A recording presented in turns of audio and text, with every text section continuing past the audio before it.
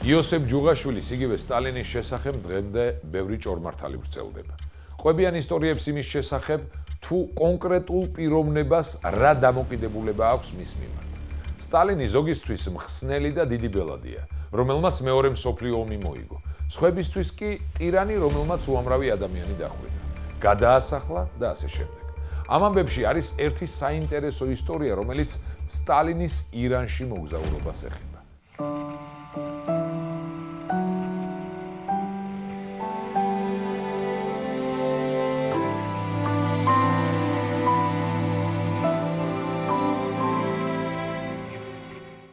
(1941 წლის აგვისტოში საბჭოთა კავშირისა და დიდი ბრიტანეთის არმიები ირანში შეიჭრნენ.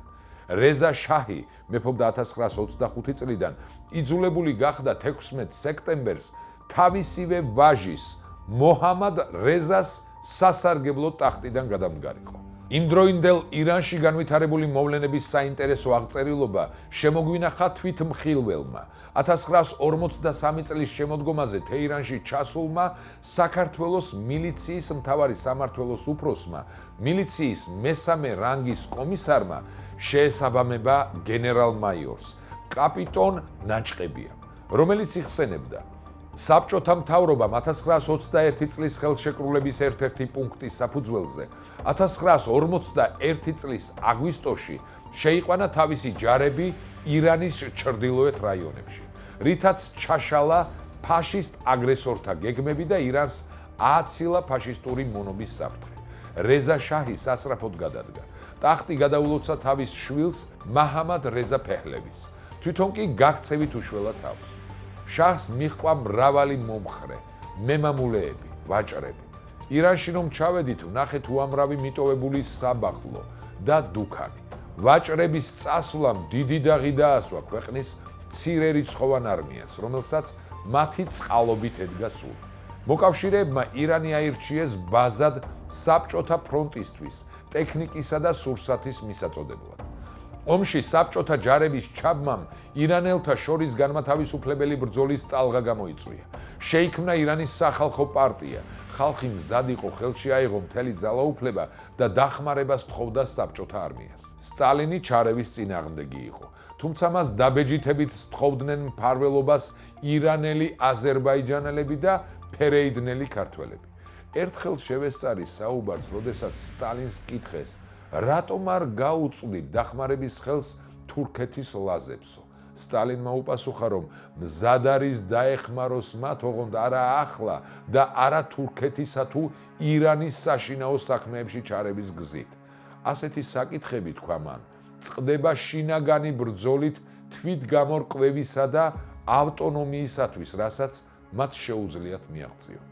ირანის ხელისუფლების სათავეში ჩადგომა 21 წლის შაჰინ შაჰს მძიმე ვითარებაში მოუხდა.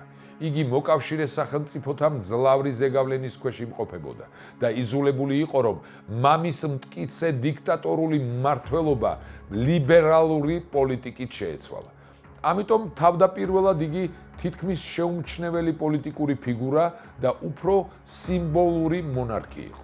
ეს არც გასჭირვებია, რადგან ყმაწვილობიდანვე ევროპულად იყო აღზრდილი. 1943 წლის 28 ნოემბერს თეირანში დაიწყო მოკავშირე სახელმწიფოების ლიდერთა კონფერენცია, რომელიც 1 დეკემბრამდე გაგრძელდა. იმ პერიოდში ახალგაზრდა შაჰინ შაჰს სამეფო სასახლეში ესტუმრა საბჭოთა კავშირის დელეგაციის ხელმძღვანელი.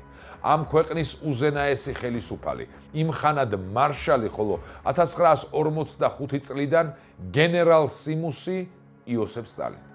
სტალინს თან ახლდნენ საბჭოთა კავშირის შინაგან საქმეთა სახალხო კომისარი, შემდეგში მარშალი ლავრენტი ბერია, სტალინის პირადი დაცვის უფროსი, შემდეგში გენერალ-ლეიტენანტი შალვა წერეთელი, საქართველოს შინაგან საქმეთა სახალხო კომისარი, შემდეგში გენერალ-ლეიტენანტი გრიგოლ კარანაძე, თეირანში ჩასული საბჭოთა კავშირის დელეგაციის დაცვის ერთ-ერთი ხელმძღვანელი, ზემოხსენებული კაპიტონ ნაჭყებია. ამ შეხვედრის შესახებ საინტერესო და არის მოთხრობილი ისტორიკოს დევის ტურუას მოგონებებში, რომელშიც ვკითხულობთ. თეირანის კონფერენციის შემდეგ ხალხში დადიოდა ერთი ასეთი ამბავი. სტალინმა გადაწყვიტა ვიზიტად წვეოდა ირანის შაჰს, რომელიც ესესა აიყვანეს ტახტზე. დაამხესრა მისი მამა, შაჰი მაშინ სრულიად ახალგაზრდა იყო და სტალინის მისვლამდე ძალზე ინერვიულდა. როცა სტალინი ბერიასა და სახელმწიფო უშიშროების გენერლის გრიგოლ კარანაძის თანხლებით სატახტო დარბაზში შევიდა და ახალგაზრდა შაჰს მიუახლოვდა, ირანის ახალ მფლობელს მუხლები მოეკეცა და სტალინის წინ ჩაიჩოქა. მას მხსნელი უწოდა და თან ჩექმებზე კოცნიდა. სტალინმა ის ფეხზე წამოაყენა და დიდხანს ესაუბრა. შემდეგ მიუბრუნდა ბერიასა და კარანაძეს და ქართულად უთხრა: აფსუს სად არის გიორგი სააკაძე ქართველის წინ მუხლმოდრეკილ შაჰს ხედავდესო. ამ შეხვედრის შესახებ ასია მოთხრობილი მისი უშუალო თვითმხილველის კაპიტონ ნაჭყებიას მოგონებაში. ნოემბერში საქართველოდან ბაქოს გაფრინდა ჯგუფი, რომლის შემადგენლობაშიც გენერალ გრიგოლ კარანაძესთან ერთად მეც ვიყავი. ჩვენ დასაცავად უნდა გავყოლოდით სამთავრობო დელეგაციას. ეს დელეგაცია ირანის დედაქალაქ თეირანში მიემგზავრებოდა სამი მოკავშირე სახელმწიფოს ხელმძღვანელთა კონფერენციაზე.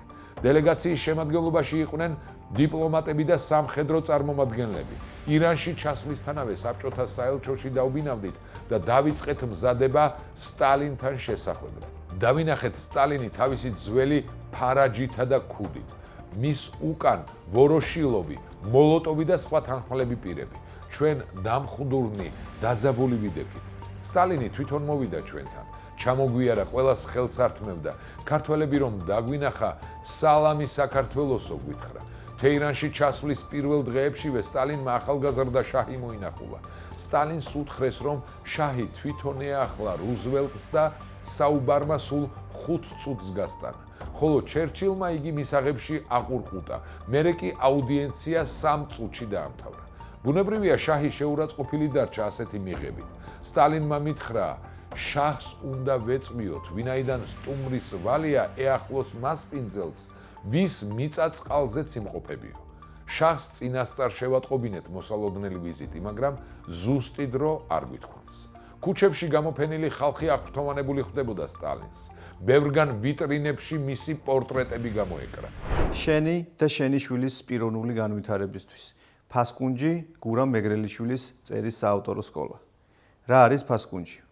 მული აღწერაში. როდესაც სასახლეს მივადექით, გაიღო რკინის ჭიშკარი და ჩვენ შემოგვეგებამ სუბუქ სპორტულ კოსტიუმში გამოწყობილი ყმაწვილი ქალი, რომელიც ველოსიპედზე იჯდა. სტალინი რომ დაინახა, ეტყობა იცნო. შალი მოიხურა მხრებზე და ჩვენს შესახვედრად წამოვიდა. გულითადაც ჩამოართვა ხელი სტალინს. ასე გაიცნო სტალინმა შაჰის მეუღლე. სასახლეში შეგვიწყდნენ. შაჰი ისე დაიბნა, რომ მუხლებზე დაემხო და სტალინს მხსნელი უწოდა. სტალინმა ფეხზე ააყენა. გაიმართა საკმაოდ ხანგრძლივი საუბარი. ილაპარაკეს ირანის ტერიტორიაზე ბაზების განლაგებისა და საბჭოთა კავშირის საზღვრებისაკენ ტვირთის ტრანსპორტირების შესახებ. უკან რომ ბრუნდებოდით, სტალინი ქართულად გაგვესაუბრა. აფსუს ახლა გიორგი სააკაძე რომ ააყენა და მუხლმოდრეკილი სპარსეთის შაჰი დაანახაო. ქართველ მონაწილეთა გარდა ამ ფაქტს იხსენებს ცნობილი საბჭოთა მზვერავი, საბჭოთა კავშირის გმირი გევორგ ვართანიანი.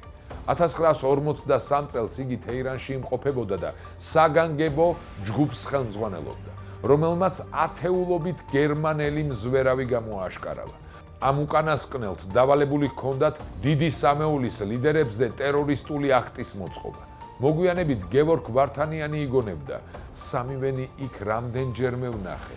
სტალინი 5 მეტრის მანძილიდან, როცა ვოროშილოვსა და მოლოტოვთან ერთად შაჰის სასახლეში გაემგზავრა, მოჰამედრაზა ფეჰლევისთვის მადლობის გადასახდელად სტუმართ მოყარეობისთვის.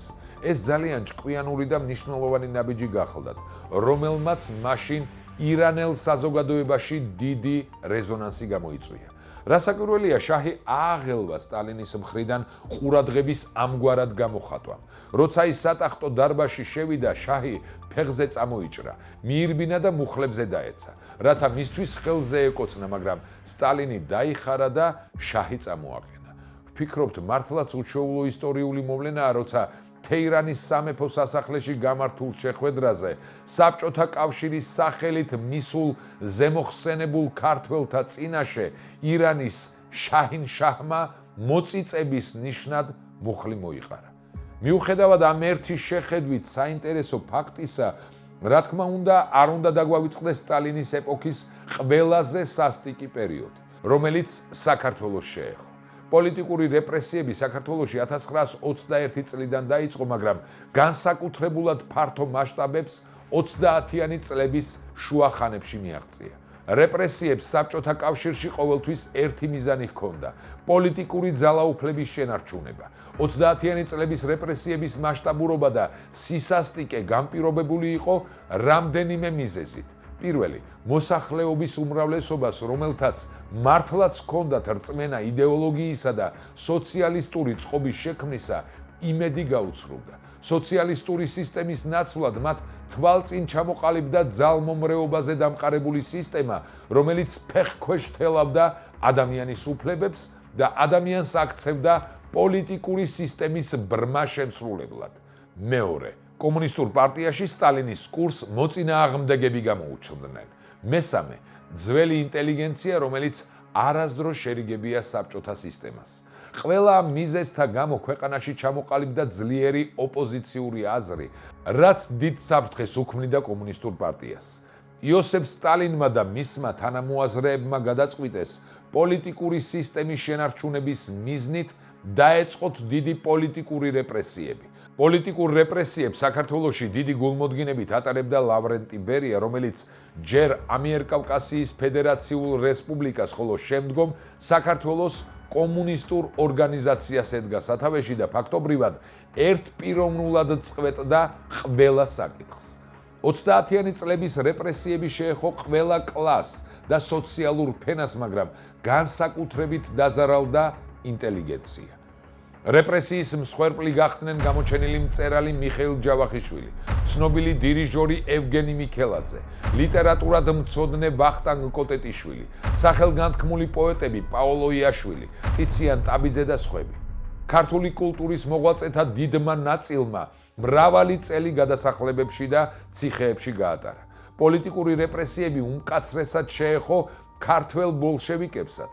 სიკვდილით დასაჯეს მიხეილ კახიანი, მამია ორახელაშვილი, ლევან ღოღობერიძე, ბუდუ მდივანი, მიხეილ ოკუჯავა, სამსონ მამულია და სხვები.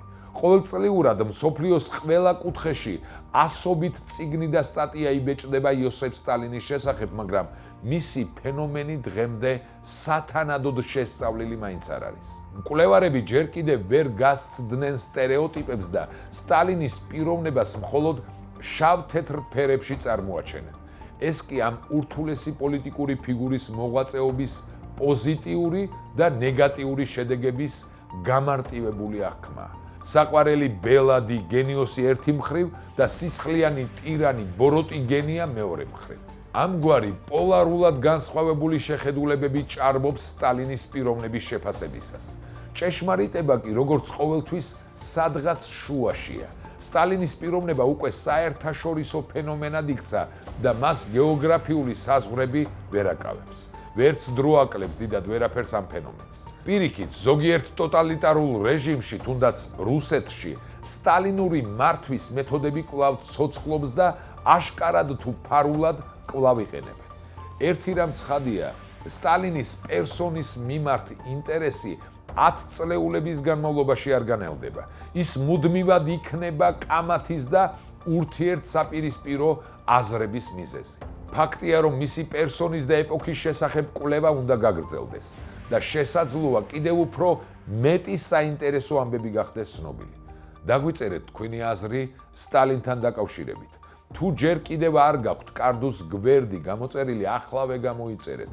მოიწონეთ ეს ვიდეო და გაუზიარეთ რაც შეიძლება მეტს, რათა ყველამ გაიგოს ამბები საქართველოსზე.